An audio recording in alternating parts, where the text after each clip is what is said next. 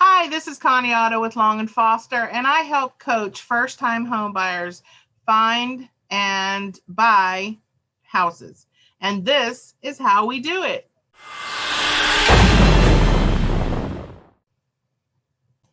Okay, so today we're going to talk about 5 items that you should consider before purchasing a home. Number 1 is, how much money do you have saved? We need to know how much money you have saved because you have to put a down payment depending on your loan, and you also have to have closing costs, and that depends on the market we're in. Right off the bat, you will have to put down 1% of the purchase price as an earnest money deposit.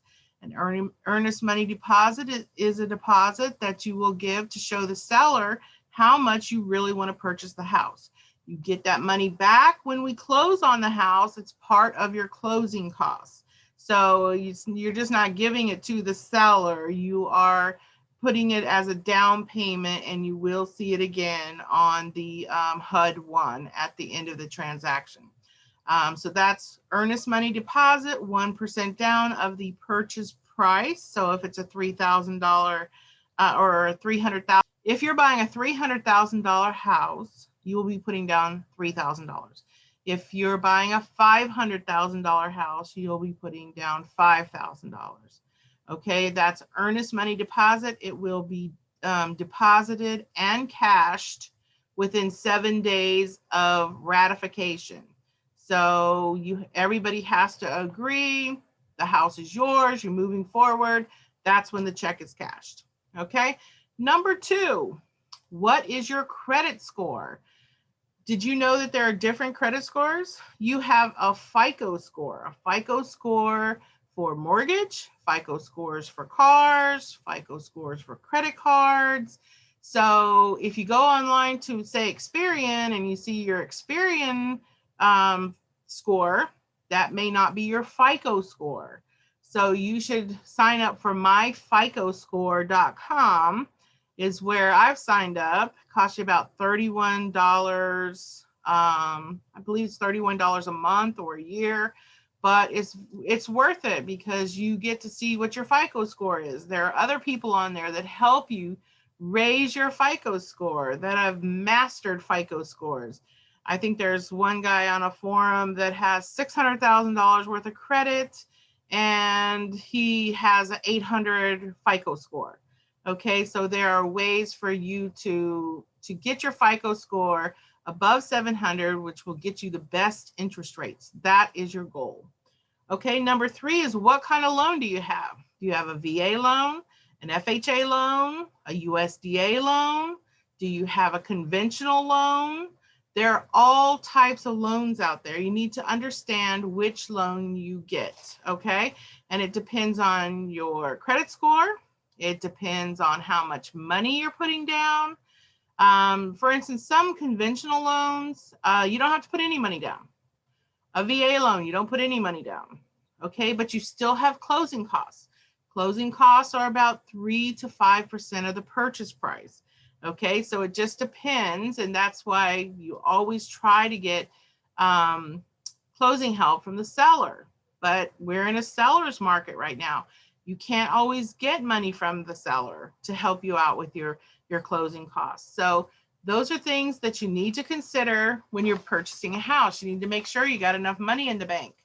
Sometimes you can get money from your retirement funds. Sometimes retirement funds will give you money if you're going to purchase a house, and then you don't pay a penalty for getting that money out, but it depends on your 401k. So that is one way to help you. When I bought my first house, I went and got money out of my 401k to help with my costs, and it was great. If you are a first-time home buyer, number 4, so you're a first-time home buyer, there are plenty of programs out there for you to get assistance for your down payment. So you could qualify for one, you could qualify for more than one. It depends on your credit score. Okay, so everything is pretty much dependent on your credit score. You can still buy a house and not qualify for the down payment assistance program. You just have to bring more money to the table. Okay, so who can help you with all this? Okay, so maneuvering your way through all this financial talk is your lender. So you need to pick somebody that is going to help you through the process. They're going to run your credit. They're going to get your W-2s. You need at least 2 years worth of W-2s. You need 2 years of tax returns. You need 2 months worth of bank statements. You need to show your lender. He is your friend. Okay, he's like a lawyer. Whatever you tell him, he can't tell anybody. So be honest with him about your money situation. Okay, he's there to help you. If you don't have enough money for down payment, he needs to try to get you in a first-time home buyer program. There are programs for first-time home buyers to help you with the down payment. That will keep more money in your pocket. For instance, if you have to do some repairs to the house that you purchased. So make sure you tell your lender everything. I can refer some lenders to you, or you may come to me with a lender who's already pre-approved you, and that's fine. We all need to work together for the end goal to help you purchase your dream house.